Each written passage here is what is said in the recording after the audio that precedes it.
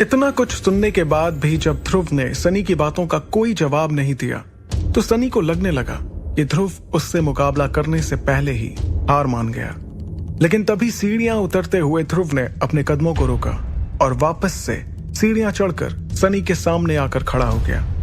ध्रुव ने सनी की आंखों में आंखें डालकर कहा, ठीक है, 1 साल बाद यूथ सेरेमनी के समय ही तय होगा कि किसके बाजुओं में कितना दम है।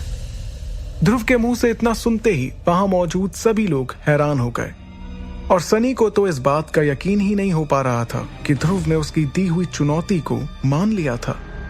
उधर दूसरी तरफ ध्रुव की अंगूठी में बंद विदुर ने अपने आप से कहा, ये लड़का पता नहीं क्या चाहता है। इसको इतना कुछ समझाने के बाद भी इसने पंगा ले ही लिया। वहीं इरा को समझ नहीं आ रहा था कि वो ध्रुव के इस फैसले पर क्या करे। भले ही वो जान चुकी थी कि ध्रुव ने अपनी शक्ति का एक सितारा और आगे बढ़ा लिया था, लेकिन वो इस बात को भी नकार नहीं सकती थी कि अभी ध्रुव की शक्तियां इतनी नहीं बढ़ पाई थीं कि वो सनी का सामना कर सके। और तो और सबसे बड़ी बात ये थी कि ध्रुव 1 साल में ऐसा क्या कर लेगा जिससे कि वो सनी से मुकाबला करने के काबिल भी बन पाए। यही सब सोचते हुए इरा परेशान होते हुए वहां से उठी और ध्रुव के साथ ट्रेनिंग ग्राउंड से बाहर निकल गई। रास्ते में इरा ने नाराज होते हुए ध्रुव से कहा, आखिर तुम्हें क्या जरूरत थी ये सब कहने की? क्या मेरे इशारा करने के बाद भी तुम्हें कुछ समझ नहीं आया? साफ साफ नजर आ रहा था कि सनी तुम्हें उकसाना चाहता था ताकि तुम उसकी बात मान लो और फिर वो सबके सामने तुम्हारा मजाक बनाए। ध्रुव ने अपनी आवाज में भरोसे के साथ जवाब दिया, लेकिन ऐसा हुआ तो नहीं ना। और शायद तुमने इस बात पर गौर नहीं किया कि जब मैंने सनी की चुनौती को मान लिया तो उसके चेहरे का रंग कैसे उड़ गया था और वहां मौजूद लोगों की आंखों में भी मैंने अपने लिए उस भरोसे को देखा जो मुझे 3 साल पहले उन सब की आंखों में नजर आता था। इरा ने दोबारा अपनी उसी नाराजगी को जाहिर करते हुए कहा, ध्रुव, ये सब सुनने में बड़ा अच्छा लगता है, लेकिन मुझे एक बात बताओ कि क्या तुम्हारे पास कोई जादू है जिससे तुम उसकी चुनौती को टक्कर दे पाओगे?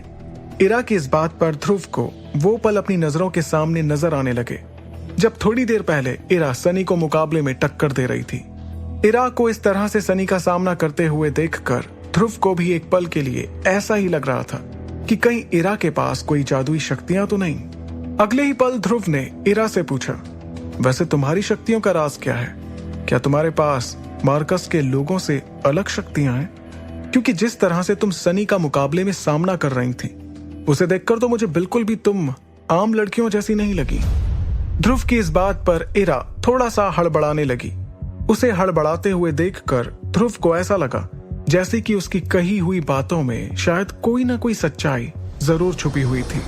तभी इरा ने अपनी उस हड़बड़ाहट को छुपाते हुए कहा, ध्रुव, बात को पलटाने की कोशिश मत करो। अब ये सोचो कि आखिर तुम उस सनी का मुकाबला करोगे कैसे? ध्रुव ने इरा को सीधा जवाब नहीं दिया। ये बात करते करते दोनों शौर्य महल पहुंच चुके थे। इरा अपने कमरे में चली गई और ध्रुव इरा के बारे में सोचते हुए महल के सबसे ऊपर बने अपने कमरे में आ गया। थोड़ी देर बाद अपने बेड पर बैठकर पानी पीते हुए उसने अपने आप से कहा, पता नहीं क्यों लेकिन इरा मुझे कभी कभी बहुत ही अजीब लगती है। तभी उसकी अंगूठी में से एक आवाज गूंजी, तुम बिल्कुल सही समझ रहे हो। वैसे भी इरा का तुम्हारे परिवार में शामिल होना किसी गुत्थी से कम नहीं है, और तो और उसका अतीत भी कोई नॉर्मल नहीं लगता है। तभी ध्रुव की अंगूठी में से तेज सफेद रोशनी बाहर निकली और उस रोशनी के साथ विदुर ध्रुव को एक झटका देकर उस अंगूठी से बाहर निकला। बाहर निकलते ही वो उसके इर्द गिर्द घूमने लगा। इस झटके से ध्रुव ने नाराजगी के साथ थोड़ा तेज आवाज में कहा, आचार्य, हर बार इस तरह से बाहर आना जरूरी है क्या? तब विदुर ने हंसते हुए जवाब दिया, क्या तुम बात बात पर इतना नाराज हो जाते हो? मुझे धमाके के साथ आना पसंद है, इसलिए मैं हमेशा इसी तरह से आऊंगा। तुम अगली बार थोड़ा होशियार हो जाना। अगले ही पल ध्रुव ने अपनी नाराजगी को भुलाते हुए पूछा, क्या आपको इरा के अतीत के बारे में कुछ पता है? ध्रुव की इस बात पर विदुर ने मुस्कुराते हुए कहा, हाँ, शायद मैं उसके बारे में थोड़ा बहुत जानता हूं। इतना कहते ही विदुर ने ध्रुव के चेहरे पर इरा के बारे में सब कुछ जान लेने की इच्छा को समझ लिया और उसने ध्रुव से कहा, इरा के बारे में अभी तुम्हारे लिए जानना जरूरी नहीं है। वक्त आने पर तुम्हें खुद ब खुद सब कुछ पता चल जाएगा। फिलहाल मैं तुम्हें इरा के बारे में सिर्फ इतना बता सकता हूँ कि वो बहुत ही ताकतवर परिवार से संबंध रखती है। ध्रुव को इस बात का एहसास हो गया कि उसके आचार्य उसे इरा के बारे में और कोई नई बात नहीं बताने वाले। उसने अपने चेहरे से नाराजगी जाहिर करते हुए अजीब सा चेहरा बना लिया और अपनी अलमारी को खोलकर अमृत धारा के जार को देखने लगा। तब विदुर ने उसे तुरंत कहा, उस जार से दूरी बनाए रखो। तुम्हारी शक्तियों को अगले सितारे तक पहुंचाने में अभी हमें उसकी जरूरत पड़ेगी। इतना सुनते ही ध्रुव ने एक झटके के साथ उस अलमारी को बंद कर दिया और वापस बिस्तर पर आकर बैठ गया। इस बार विदुर ने नाराजगी जाहिर करते हुए कहा, तुम्हें मैंने इतना समझाया, फिर भी तुमने आखिरकार उस सनी से पंगा ले ही लिया। ध्रुव ने विदुर को कुछ पल के लिए घूर कर देखा और फिर चिड़चिड़ाहट के साथ कहा, मैं तो सिर्फ उस मुकाबले से कुछ सीखना चाहता था, इसलिए वहां गया था। पंगा उसी ने लिया। अब उसने चैलेंज दे ही दिया तो आप मुझे कुछ ना कुछ तो सिखाएंगे ना। अभी मेरे पास सिर्फ वैक्यूम हैंड तकनीक है बस। विदुर ने तुरंत ही ध्रुव की बातों को समझते हुए कहा, ओह, तो तुम मुझसे जल्द से जल्द सब कुछ सीखना चाहते हो। ध्रुव ने मायूस होते हुए कहा, हाँ, और मुझे हर तकनीक के हाई लेवल को सीखना है। ध्रुव को उदास होते देखकर विदुर ने हंसते हुए कहा, ठीक है, तुम जरूर सीखोगे, आखिर तुम मेरे चेले हो। हालांकि फिलहाल तुम्हारी हालत बहुत ही खराब है, लेकिन तुम फिक्र मत करो, हमेशा तुम्हारी हालत इस तरह की बिल्कुल भी नहीं रहेगी। मैं तुम्हें मार्कस की सभी शक्तियां सिखाऊंगा। ये सुनकर ध्रुव बड़ा ही खुश हुआ और वो काफी उत्सुक नजर आ रहा था कि आखिर उसके गुरु विदुर उसे कौन कौन सी शक्तियां सिखाएंगे। विदुर ने अपनी बात को आगे बढ़ाते हुए कहा, भले ही तुम्हारे पास अभी ज्यादा तकनीक ना हो, लेकिन मैं तुम्हें एक तकनीक के बारे में बताऊंगा जो कि क्लास 2 की तकनीक है। लेकिन इसे सीखने के लिए तुम्हें पहले अपनी शक्तियों के सितारे को 5वें सितारे पर ले जाना पड़ेगा। क्लास 2 की तकनीक के बारे में सुनकर ध्रुव खुशी से हैरान हो उठा और उसने कहा, क्लास 2 की तकनीक का कौन सा लेवल? ध्रुव की इस उत्सुकता पर विदुर ने बड़े ही इत्मीनान के साथ कहा, मुझे लगता है कि यह क्लास 2 की तकनीक का हाई लेवल है, जिसे मैंने बहुत पहले ही किसी के कहने पर सीख लिया है। ये सुनने के बाद ध्रुव के मुंह से तुरंत ही निकला, क्लास 2 की तकनीक का हाई लेवल। ध्रुव विदुर से क्लास 2 की तकनीक के हाई लेवल को सीखने के लिए बहुत ही बेकरार नजर आ रहा था, क्योंकि क्लास 2 की तकनीक का हाई लेवल बहुत ही कम लोगों ने सीखा हुआ था। लेकिन विदुर के लिए यह सिर्फ एक मामूली सी शक्ति थी। तभी ध्रुव को आदेश देते हुए विदुर ने अपनी उंगली उठाई और ध्रुव के सिर को हल्के से थपथपाते हुए कहा, मैंने बोला ना कि मैं तुम्हें ये सिखाऊंगा। चलो, अपनी आंखें बंद करो और ध्यान केंद्रित करो।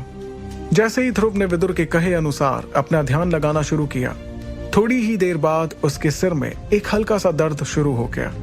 ध्रुव ने महसूस किया कि उसके दिमाग में बहुत सारी जानकारी आना शुरू हो चुकी थी।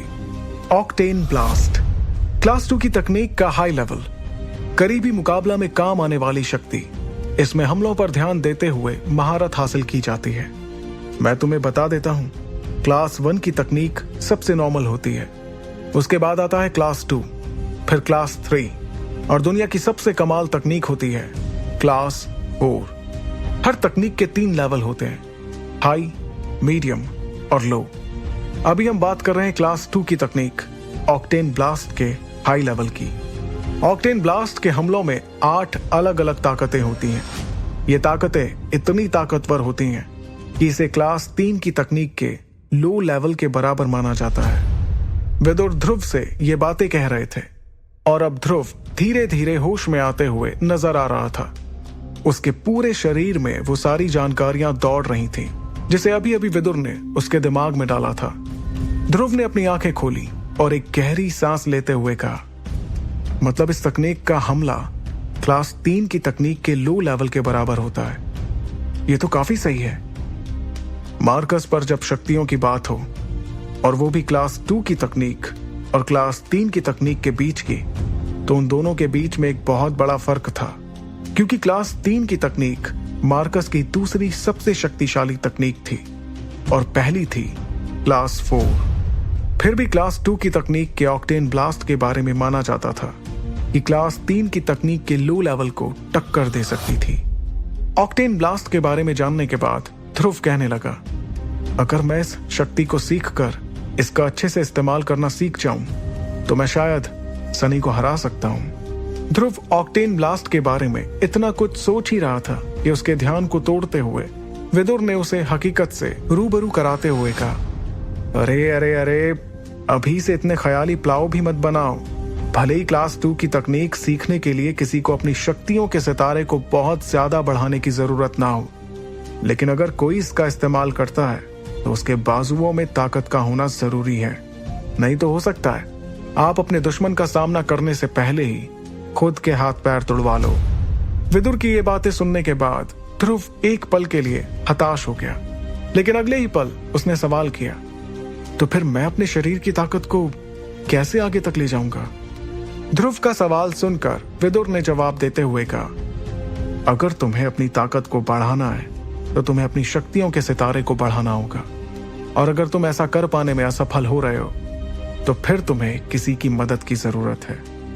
इतना कहते हुए विदुर शातिराना ढंग से मुस्कुराने लगे, जिसे देखकर ध्रुव समझ गया कि उसके आचार्य के दिमाग में कुछ ना कुछ तो जरूर चल रहा है। तब ध्रुव ने नाराजगी के साथ कहा, आप कह रहे हैं कि मुझे किसी की मदद की जरूरत है और आप मुझ पर हंस भी रहे हैं। इस पल जहां ध्रुव के चेहरे पर नाराजगी नजर आ रही थी, वहीं दूसरी तरफ विदुर उसे देखकर मुस्कुराते हुए नजर आ रहा था। हंसते हुए विदुर ने कहा, अपनी ताकत बढ़ाने के लिए जितना ज्यादा मार खाओगे उतना अच्छा होगा। ये कहकर विदुर लगातार हंस रहा था और ध्रुव ये देखकर बड़े गुस्से में नजर आ रहा था। उसे विदुर की इस हरकत का मतलब उस वक्त समझ नहीं आया। अगली सुबह एक पहाड़ी पर ध्रुव की ट्रेनिंग शुरू हुई। इस पहाड़ी को सुबह सुबह की ओस की बूंदों ने ढक कर रखा था। तभी अचानक से किसी के दर्द से तड़पने की आवाज सुनाई दी। पहाड़ी के पीछे एक गुफानुमा जगह पर ध्रुव के दोनों पैर जमीन के अंदर किसी पेड़ की जड़ों के समान गड़े हुए थे। उसके दोनों पैरों की उंगलियां जमीन के अंदर दबी हुई थीं। ध्रुव अपने दोनों दांतों को पीस रहा था। उसके माथे पर पसीने की बूंदें नजर आ रही थीं। उसके पूरे शरीर पर एक भी कपड़ा मौजूद नहीं था। उसने सिर्फ एक छोटी पैंट पहनी हुई थी। उसकी पीठ पर कुछ निशान नजर आ रहे थे, जिन्हें देखकर ऐसा लग रहा था जैसे कि किसी ने उसे बहुत बुरी तरह से मारा हो। ध्रुव के ठीक पीछे एक बड़े से पत्थर पर ध्यान मुद्रा में विदुर बैठे हुए थे। विदुर के चेहरे पर एक बहुत गंभीर भाव नजर आ रहा था, क्योंकि वो जानते थे कि ध्रुव किस दर्द को सहन करने की कोशिश कर रहा था। तभी विदुर ने अपनी हथेली को धीरे से ऊपर की ओर उठाया, और जैसे ही विदुर ने ऐसा किया तो ध्रुव के चारों तरफ कुछ सख्त से दिखने वाली गेंद नजर आने लगी। ऐसा लग रहा था जैसे वो गेंदें लोहे की थीं। विदुर ने जैसे ही इशारा किया, वो गेंदें ध्रुव के शरीर पर वार करने लगीं।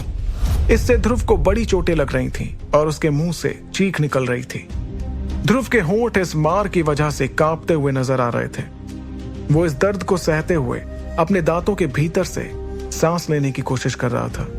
उसका कंधा सुन्न हो चुका था और तेज दर्द की लहर ने उसके दिल में जगह बना ली। तेज दर्द को सहन करते हुए उसने महसूस किया कि उसके पैर पूरी तरह से नर्म पड़ चुके थे और उसका संतुलन अब पूरी तरह से खत्म हो गया था।